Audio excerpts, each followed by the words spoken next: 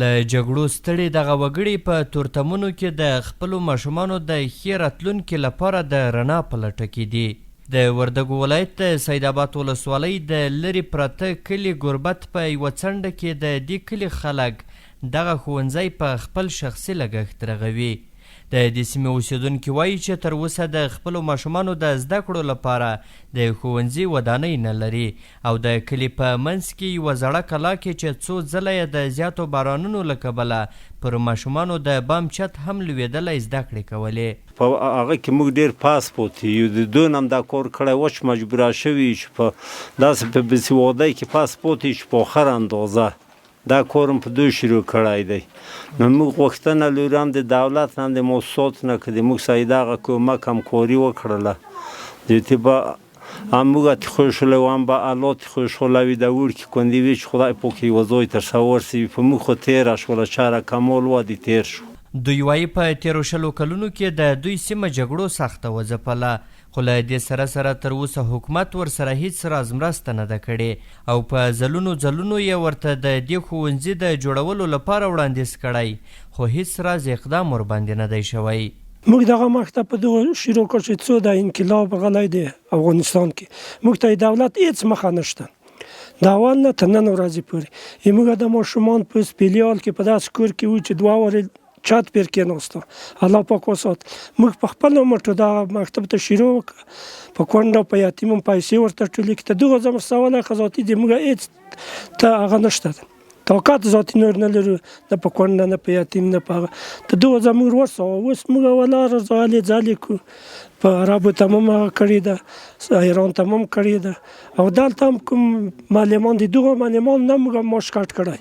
د دې ښوونځي مدیر وایي چې د ښوونځي د رغولو لپاره یې د کلي له اوسیدونکو او هغه خلکو چې په بهر کې دي د مرستې غوښتنه وکړه او چارې یې د هغوی په مرسته تر دې ځایه را رسولي دي.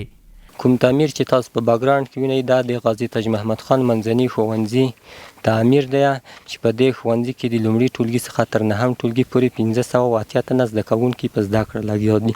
موږ د دې ښوونځي د تعمیر لپاره داسې تصمیم ونیوو چې په تېر کال کې موږ په یوه کور کې اوسېدو د کلیواله ښار کړل شوی و. د هغه کور کوټې خامې وو زوړ کور و وړې کوټې وې هغه برانه وغورځولې. نو بالاخره د شاګردانو د والدینو یوه شورا لرو د هغو سم 2-3 ځلې مجلسونه وکړ تر څو د خپلو بچیانو د سالمې ښوونې او روزنې په خاطر یو ځای ورته جوړ کړو. نو د هود په میاشت کې په 21مه نیټه د تېر کال 1400 کال د هود د میاشتې په 24مه نیټه دې نتیجې ته ورسېدو چې دغه مځکه چې د تعمیر دپاره د مکتب دپاره وقف شوی یو ځانګړی شوی په دوی کې د شاګردانو لپاره ځای جوړ کړو. د کلي مشران اوس په دې تمه راټول شوي چې د دې ښوونځي د پاتې چارې د بشپړېدو لپاره پیسې پیدا او ښوونځی ګټې اخیستنې ته وسپارل شي. شغلم لاله کارونه خو د موږ تاسو ته 2000 رسېدلي دي تقریبا تر 40 تر 50% پورې کارونه کړي دي.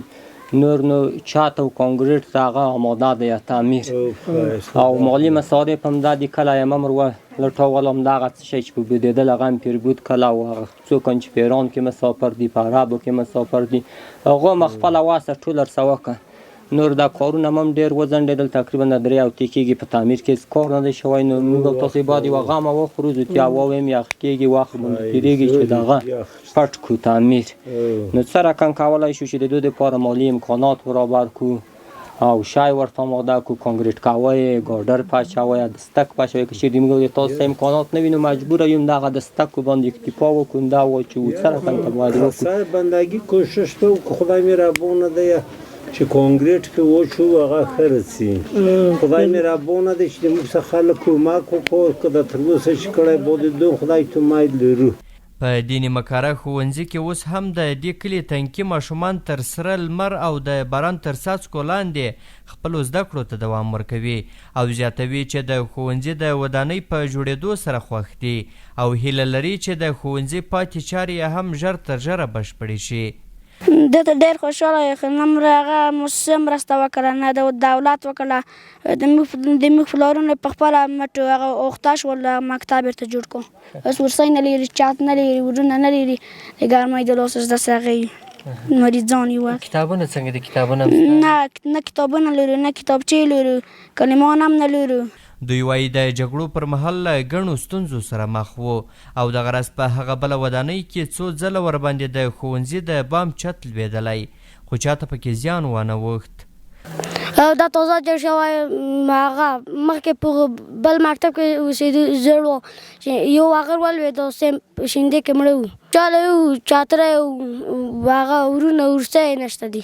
ګرمین کې نن ښه ډېره زیاته شوې ده چې دا ځنې داسې کې هغه کې سپراک کوم، ځنې کې ذوب شي داسې کې. دوی له حکومت او نورو خیریه بنسټونو څخه د کتابونو، کتابچو او نورو موادو د مرستې غوښتنه کوي او وایي چې تر اوسه ورسره هیڅ راز مرسته نه ده شوې.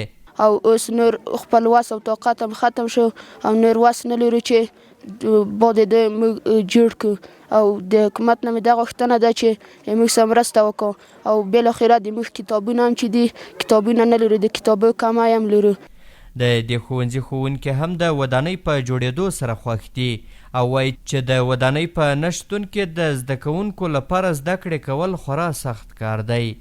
موږ په دې مکتب کې چې تقریبا 12 کاله کې د مکتب تر غلا یم، خو په دې کې موږ ډېر مشکلات تیر کړي دي، ګرمۍ، یخني، وریا، دا ټول سم تا جنگ حالت به چې و مرمۍ بدل تر تللې ذاتی به موږ په درس به ډېر اخلالیده په ضمن کې به دا ځای ناست و یا به لیارې غاړه و یا به مثال نور خلک به تېرېدل ذاتي بلته به د شاګردان به درس به هم اخلاله کېده، اس یعنې امن فضا موږ نه لرله. په افغانستان کې ډیری ښوونځي ودانۍ نه لري او یا هم د وروستیو جګړو له کبله زیانمنې شوي دي او تر ډیره د سنګرونو په توګه ترې ګټه اخیستل شوې ده. د غازي تاج محمد خان منځنی ښوونځی چې د وردګو ولایت سید آباد ولسوالۍ په لرې پرته غرنۍ سیمه ګربت کلي کې موقعیت لري. اوس مهال پکې 1580 زده کوونکي په زده کړو باندې بوخت دي. د دې سیمې د اوسیدونکو په خبرو کې تاسو واورېدل چې تر دې وړاندې د دوی ماشومانو په ډېرو ړنګو ودانیو کې خپلو زده کړو ته دوام ورکړی و او په ګډه سره د دې کلي مشرانو دا تصمیم ونیو چې په خپل شخصي لګښت باندې د دې کلي د ماشومانو لپاره دغه ودانۍ ورغوي. احسان الله کریمي، CMG، د وردګو ولایت سید آباد ولسوالۍ د ګربت کلی.